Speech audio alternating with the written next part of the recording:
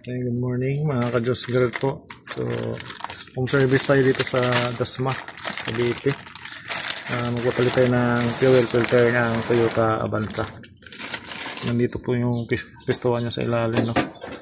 Niluwagan ko na yung kanyang cover. Dito tayo ngayon sa ilalim ng sasakyan.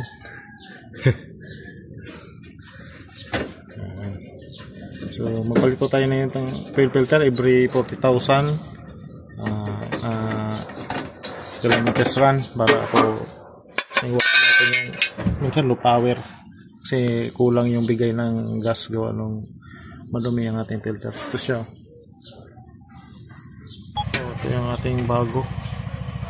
Yan yung luma na ano pa to, stock pa to. Yung position niya.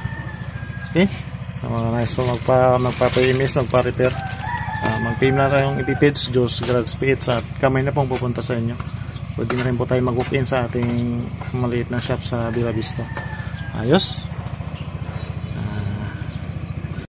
Okay, so mga nice mag-DIY, magpalit ng fuel filter ng mga Avanza po Toyotas, parehas lang po yan dito.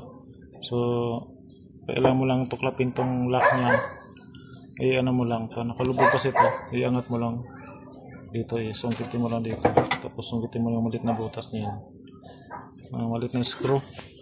Ito lang naman yung gamit ko, yan, para mabunot na natin itong hose ng fuel line ng filter. Ayan o, bunutin ko na, tanggalan natin. Ready lang tayo ng panahon.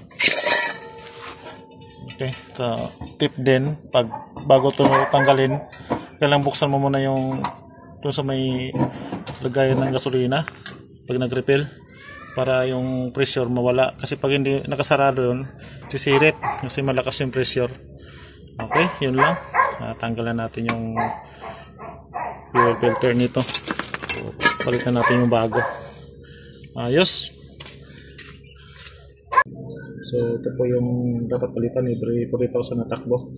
So natanggal ko na, no? Ito na yung bago. So ito yung luma na pinalitan natin.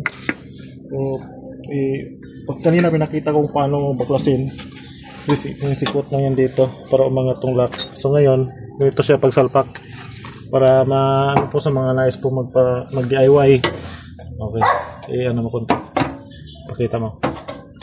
Yan, yan, unahin na natin dito sa kabilang side. Yun o, salpak na. Tulak natin tong lock. Dapat maglalak to para hindi na siya mabunot ulit. Yun.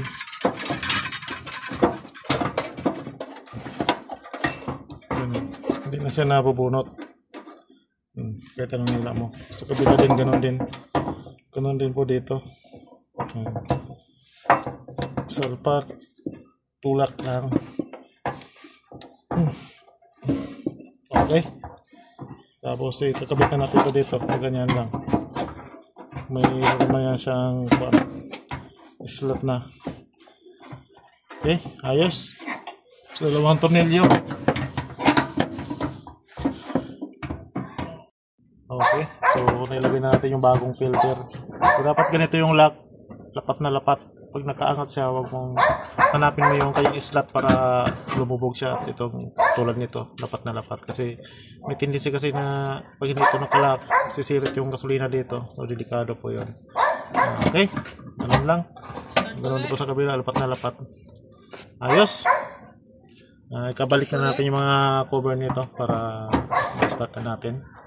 Okay.